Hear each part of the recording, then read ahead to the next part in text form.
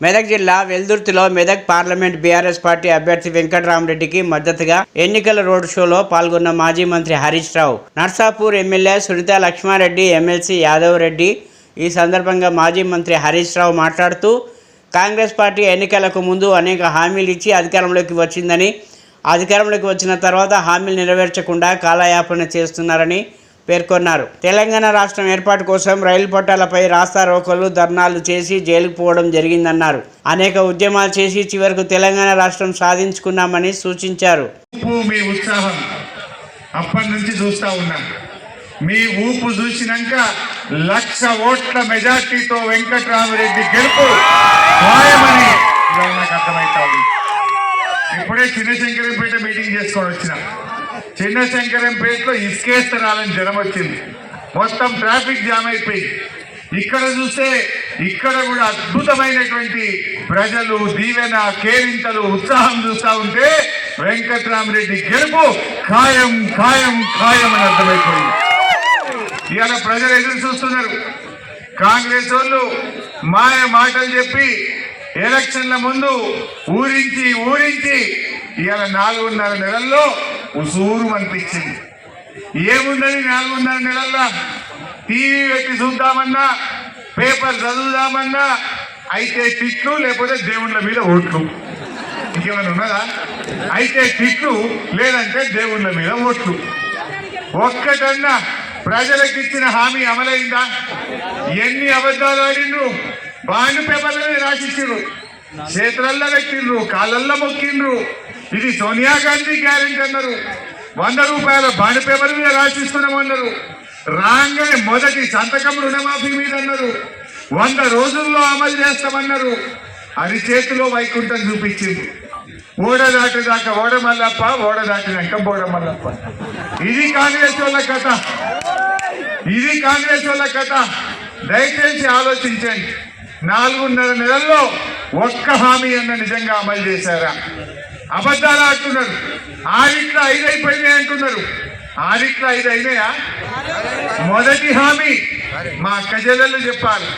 మహాలక్ష్మి పేరు మీద మొదటి తారీఖు నాడు ప్రతి అక్కకు చెల్లెకు 2,500 రూపాయలు ఇస్తామన్నారు. వచ్చినాయా చెల్లె? ఒక్కరికన్నా వచ్చినాయా? ఇప్పుడు 4 నెలలే, 4.5 నెలలే.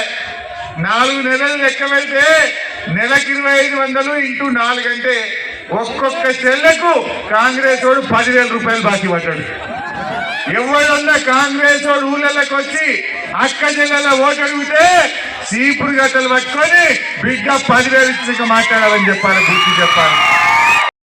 మీరు వెంకటరామరెడ్డి గెలిపించారనుకో కడక్ మాట్లాడతా. నేను సురుకు పెట్టిరా బిడ్డ ఇస్తావా అయ్యవని సంగతి ఏందంట. తప్పిపోయి కాంగ్రెస్ వాళ్ళకి ఓట్లు పడ్డాయనుకో ఏమంటాడు?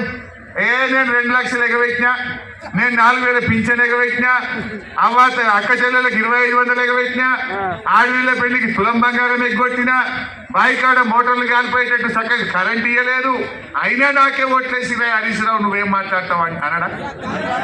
అరే నువ్వు ఇవన్నీ ఎగబెట్టినావు కనుకనే నీకు సురుకు పెట్టిన బిడ్డ ఇప్పటికైనా ఇస్తావా అయ్యవా అని నేను కొట్లాడాలి. గా శక్తి నాకు ఇయ్యింది, గా బలం నాకు ఇయ్యాలంటే మీరు కారుకు మన వెంకటరామరెడ్డి గారిని గెలిపియండి. పేగుల దగ్గర మేము కొట్లాడతాం, పేగుల దగ్గర కొట్లాడతాం. ఎంత దూరమైనా మీకోసం నిలబడతాం. ఆ రోజు రానే రాదన్న తెలంగాణ తెచ్చుకోలేదా? ఇక మా స్టేషన్ సీన్ ఉన్నాడు పట్టాల మీద, మా మోహన్ రెడ్డి అన్న మేమందరం కూర్చుంటే మమ్మల్ని తీసుకుపోయి మెదక్ జైలు వేసిండ్రు. జైల్లో పడ్డాం, దెబ్బలు తిన్నాం. రైలు పట్టాల మీద 2 రోజులు వండుకుంటే తెలంగాణ వచ్చింది. కొట్లాడి తెచ్చినాం తెలంగాణ. తెలంగాణ వచ్చింది కనుకనే మీ వెల్దుర్తిలా మాసాయిపేట కాడ చెక్ డ్యాములు హల్దీ మీద కడితే ఇవాళ మీకు బంగారమో లే పంట వండలేదా?